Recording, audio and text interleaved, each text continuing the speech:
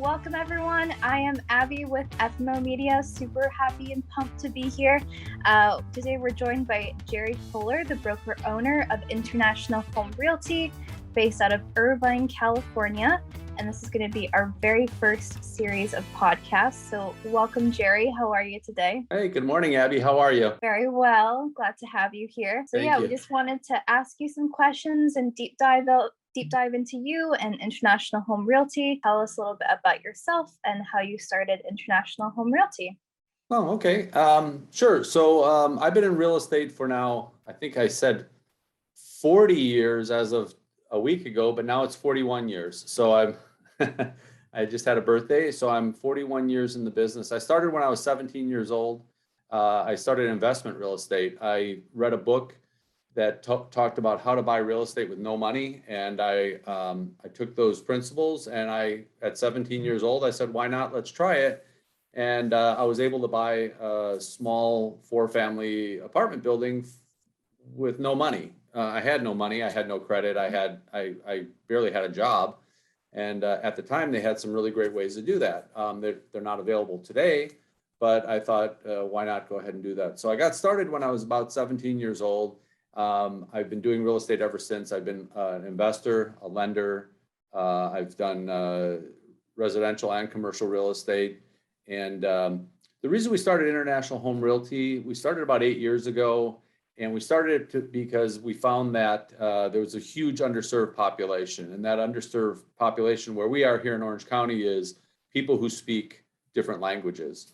Mm-hmm. So, for example, in the last 5, 6, 7 years, we've had a huge influx of Asian people coming to Orange County. And we found that they were getting underserved because they were only dealing with certain groups that could speak their language. So we decided to bring in professional realtors and brokers that not only spoke their language, but also spoke English, and they could help them in their native language and really go through the process with them to help them not get taken advantage of, really.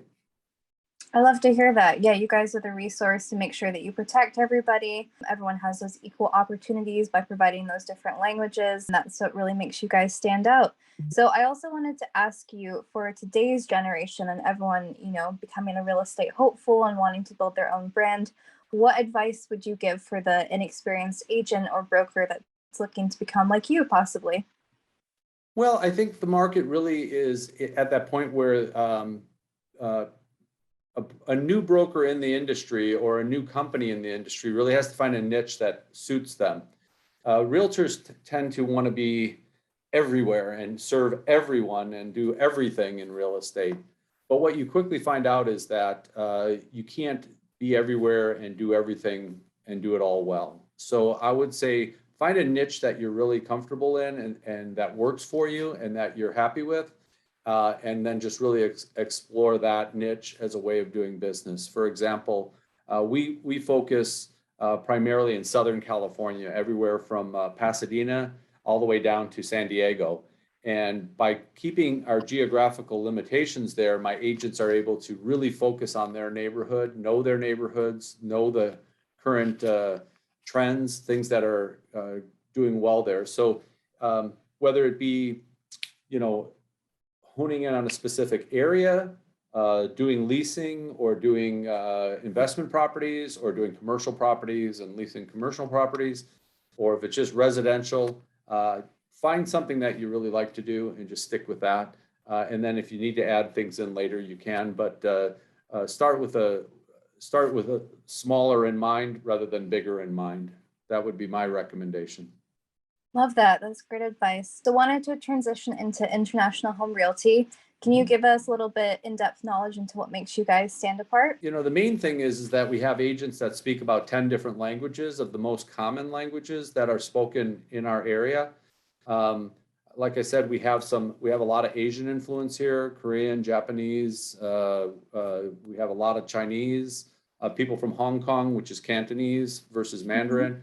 So I have agents that speak up to 7 languages. I have one agent that speaks seven different languages. Wow. We have 7 languages. And if you ask him, he says it's very easy. Anybody can do it. Yeah. Yeah, I have trouble with English. But I'm the only one in the company that only speaks one language, by the way. So Okay, gotcha. You perfected English. yeah, so the people out there, the agents that I bring in, I'm always like, hey, you have to speak one or two, at least two languages, and they're always like, you don't speak two languages? I'm like, well, I speak a little bit of about 20 languages. Yep. So I can order food, and I can travel and say hello and goodbye and where's the bathroom, but the rest is up in the air. But yeah, so what really differentiates us is number one is customer service. We believe that customers are our lifeblood, and that we answer the phone when it rings, and we really want a customer to feel that we are right there with them through the process, whether it be buying or selling. The second thing is if they speak a foreign language, we bring in other agents to accommodate their language in the transaction. So for instance, let's say you speak Farsi, and I'll bring an English Farsi speaker with me. If it's your primary language, the difference really is that primary language. So if you were raised for your first 30 years of your life speaking a different language, then you moved to the US 20 years ago and you do speak English, sometimes it's still more comfortable for you to speak your native language. So we go through all the contracts with our clients word for word. We read them to them if we have to, just to make sure they're 100% comfortable with the transaction and understanding what's happening. So I think that's what really sets us apart: customer service. And the step of the customer service we're really good at is explaining things to people in a way that they can understand in their own language. That's a great answer. Thank you. So I just wanted to talk about the buying process, because obviously everyone in the US here knows what that is like. But what's the buying process for the international buyer? How does it might be kind of different? So how does that work? Right. Depending on where you come from, and depending on what your visa status is or your citizenship statuses are, we can work with people from all over the world. A lot of people from foreign countries are used to buying real estate with 100% cash. They don't know that they can get loans, and there is ways to leverage their money a little bit. So if we have an investor coming from, for example, we have an investor coming from Hong Kong, a lot of people moving from Hong Kong right now for a variety of reasons. We'll show them how that they can get a loan on a property versus paying all cash, and then they can buy another property as an investment property, again, without using all their cash. So that's one thing. The second thing is if you don't speak any English at all, we help our clients actually get their kids in school. We help them buy cars. We help them. We even will take them to Walmart and help them shop for home goods if that's what we need to do. So we really kind of acclimate them to the community and help them get involved there. So the foreign buyer, imagine yourself getting on a plane and you go to Italy and you don't speak any Italian, but you really want to live in Tuscany. Yeah. Which everybody on earth would probably enjoy a few years of Tuscany, right? I know I would. Yep. So we take that client the minute they get off the plane and we say, listen, let us show you what the lifestyle is here. Let's introduce you to some restaurants. Let's take you to the bank and get an account open for you. Let's help you with all these things that you need help with. And then when they feel they're on their own, they're never on their own. They can just dial our phone number. We'll pick up the phone and talk to them. So that's a huge difference for most people. I saw that a huge need for that over the last 8 years, where we've seen people. There's a story I can go back to, which is 8 years ago when we first opened our location here in Irvine. We had a lady walk in, and she had a pile of papers with her, and she didn't speak any English. She spoke only Mandarin, and she said, I had a Mandarin speaker in the office with me that day, and they started talking, and it turned out that the woman didn't know what any of these papers said, and they were from her association. They were tax documents. There were all sorts of bills from her utilities, and she's like, well, I don't know how to pay these. I don't know what to do with these. So my agent sat down with her, went through the whole thing with her, explained everything to her, and she was so grateful. She never bought a house from us or sold a house with us, but she was just grateful somebody would take the time to help her. So we feel that personal relationships are never time misspent or a waste of time. That's an awesome story. I can imagine how frightful and nervous you are coming into a new country, not knowing the language, not knowing the laws, not knowing how things work. And you guys really just step in and say, like, we'll hold your hand, basically. So yeah, next that's really weekend is nice. Chinese New Year, and I'll be going to 3 Chinese New Year parties, Friday, Oh, Saturday, and wow. Sunday, right? Nice. And yeah, I'll have to eat all the food and drink all the drinks. That's Mhm. part of the job. But yeah, that's just fun. That's just fun. And then different groups have different parties throughout the year. So I'm always very. We all like to recognize their traditions and so forth. So it's kind of fun for me as well. Being that in the last 8 years, I've traveled to about 35 countries, spent no less than a week in each of those countries. And so my goal of doing that is to really understand how people from that geographical location live and how they eat and how they sleep and where they, right, and what they do for entertainment.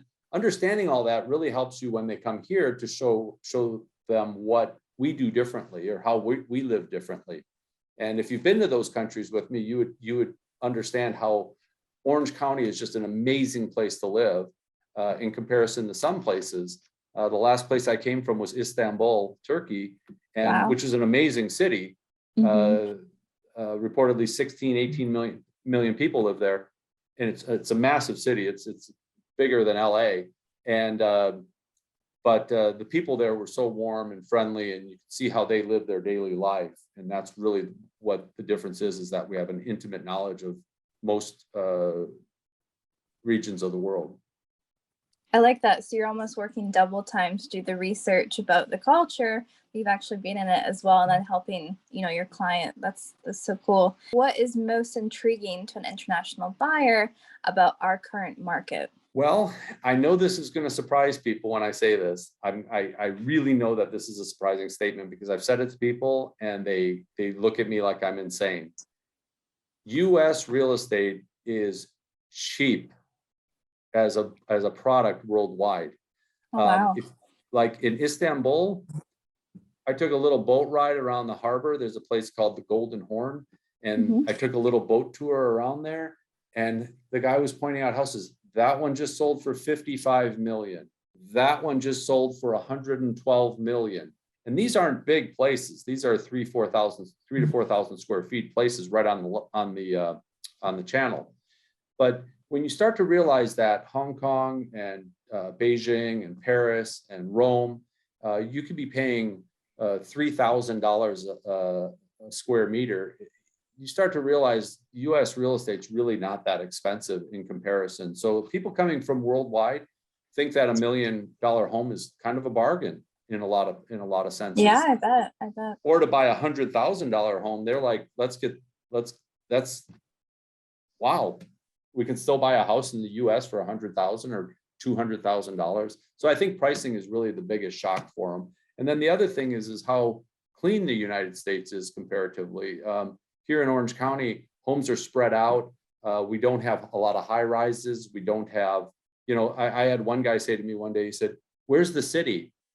Because he looked around and couldn't see any high rises. We have, man. 2 and 3 story homes here, but we don't have a lot of high rises. So yeah, I think the two things that are really surprising to people are the prices are still relatively reasonable from worldwide buyers. And then the second thing really is that we're still kind of spread out. We're not densely populated into city centers. Awesome.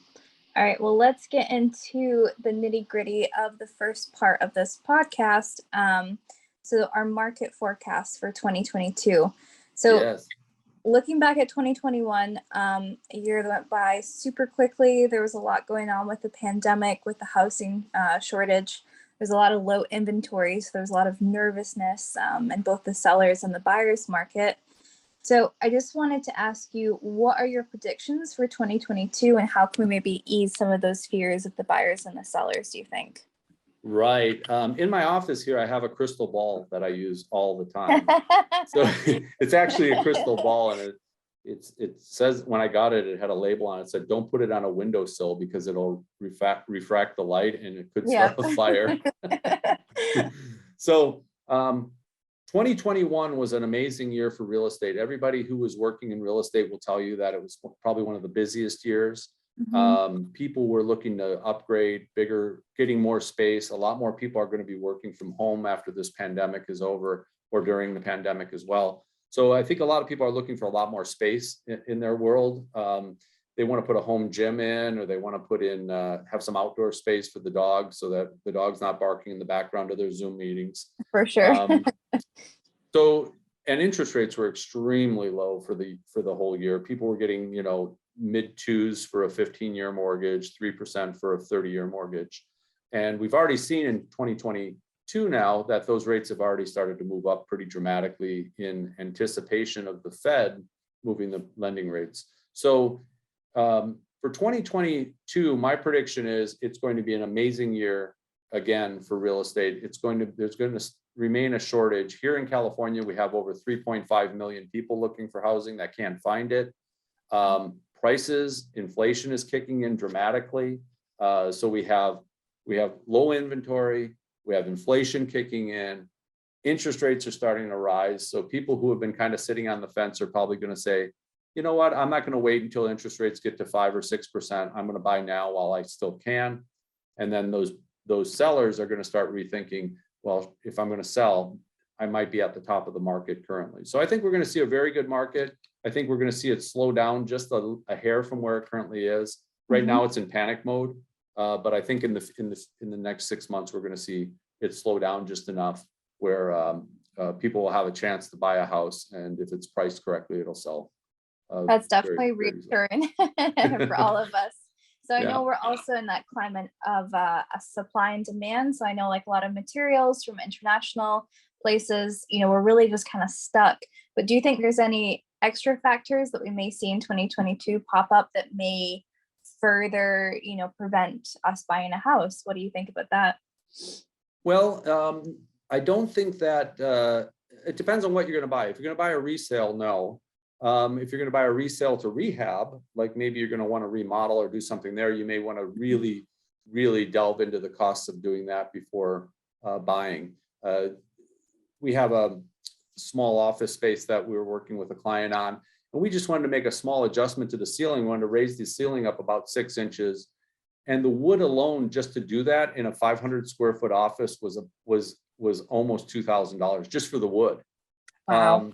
So yeah, understanding what your costs are going to be if you're going to do any kind of rehab. Home flippers are going to have kind of a headache, I think, coming forward here because prices have hit such a peak, and then the cost to rehab has just become prohibitive for most people. So I think there'll be challenges out there, but for the average home buyer, if they find a great home, it's still going to be somewhat competitive. And I think that you're going to see prices remain strong. And with inflation, who knows where that's going to end up? The Fed's saying they could raise the rates as many as 3 to 7 times this next by the end of the year, which could mean rates could be 5 or 6%. Yeah. So that can change buying power dramatically. So it's really going to depend on a lot of factors. But I think today, the saying I've always used is the best time to buy real estate is 5 years ago. The second best time is right now. So if you're going to buy or sell, today is a really great day to get started with that. I know we've been given a lot of information about the best ways to sell in 2022. Whether that's modernizing your house, updating it to make sure it's competitive, that you can get a competitive offer, having that great photography and that great marketing, whether that be print or social media. And then also pricing below key thresholds. That's another point that we've been told. So in your opinion, what are your top 3 tips for the home seller in 2022? Right. Okay. So in 2022, if I'm going to sell my own property, which I've been thinking about actually, I would make sure the home is completely move-in ready. Number one, that's buyers today are not in a mode to do rehab, fixing, cleaning, repairs. Yeah. They just don't have the extra money for that. They're paying top dollar for homes. The cost to get into a home is kind of steep right now. So they want a house that they can move into and at least enjoy for a few years before they get started with any type of personalization of the home. The second thing is that people will probably want to keep an eye out for when looking for a home to buy is they really want to have a really good home inspection done on the property. So you know exactly what you're getting. So there's no major parts of the home that you're going to need to do something with right away. Sewer lines are very expensive to replace. It only costs $100 to have somebody come out and run a camera down there and take a look at it. A home inspection could cost you $300 to $500, but they'll uncover anything major that you may have to do to the home. So I think that that buyers today are really going to need to understand that the home that they're buying is what you see is what you get. So the home sellers, what they should be presenting as a product really should be move-in ready. On some homes, we've been doing this in the last couple months, last 6 months or so, is we've been doing home inspections prior to listing them on the market, so that we can get a good idea what condition the home is in throughout. So the home seller is really going to want freshen the house up, clean out all the personal stuff, and make the space feel open and give people a good idea of what the space uses could be. And then making sure that the house is move-in ready, where you took the time really kind of to take care of all the little things. If you're not going to make the house move-in ready, then be very realistic about what price you're going to get, because people they're going to want to say, well, you know, I'm going to need to paint it. And, you know, we've taken houses where just replacing the light bulbs and painting it made a huge difference, and buyers were much more excited about the property, and it would sell a lot easier. So I think having the home move-in ready really is vitally important right now. And if you can't do that, be realistic about your price and realize that buyers are going to be a little more hesitant to buy a house that appears to have issues, because they don't know what those costs are going to be to repair those issues. Yeah, that's great advice. You want to know what you're gonna, get into with your home. And one of the best things I'm seeing right now is, having those neutral walls, having that neutral furniture, having the staging pared back so that someone can just walk in and imagine that home to be theirs already. Yes. So yeah, that's great advice. And my last question for you, Jerry, I know we didn't prepare for this one, but just wanted Oh, to ask, what would you say is International Home Realty's goals for 2022? If you could give us some insight knowledge to that. well, aside from world dominance, which is always the goal. Of course. No, our business model really is we take care of one client at a time, 100%, right? So if every client that I work with this year or my team works with this year, I have over 20 agents, and every person that we come into contact, if they have a good experience and they're happy with the results, that would be the primary goal. I'm a long-term thinker. I think that every little thing that you do ripples out as an effect into the universe. And I really believe that karma is a real thing. So we try to do the right things every day. And as long as we do the right things every day, that's my number one goal. As far as home sales and sales like that all comes from just, I think in the end of the day, being a good person and treating people well is where it all comes from. So I'm sure that our sales will be very solid. We have a lot of great clients that we deal with every day. And I have a lot of great agents that really understand how to help somebody through the process. So I'm not worried about that at all. I had a boss years ago, you say, what's the thing that keeps you up at night? And I said, the thing that keeps me up at night is that somebody has a bad experience when they've come across me or my company. Right. That's the thing that really just knots up my stomach and doesn't let me sleep. I would never I think that customer service is the one thing that differentiates businesses today over all things. There's millions of realtors you can go use and talk to and work with, and they're all probably terrific and wonderful people in their own way. So it's very competitive business, but yet there's little things you can do to make sure your client is happy. And I don't think a lot of people do those things anymore. I think the customer service is kind of a lost art. So I think that's kind of what keeps me up at night is did they get serviced in a way that they're happy with, and was the end result something that they were pleased with, and would they come back and talk to me again, and do they feel comfortable enough to call me 2 years later and ask me, hey, how do I fix this garage door? I'm more than happy to take those calls. I love getting them. And I think that people deserve that. Well, awesome. Beautiful answers. So thank you for your time, Jerry. It's been a great experience. And remember to tune in next time for our next podcast. We've got some great information coming your way. So thank you, Jerry, for your time. Great. Thank you, Abby. Have a great day. All right. Thank you. Bye.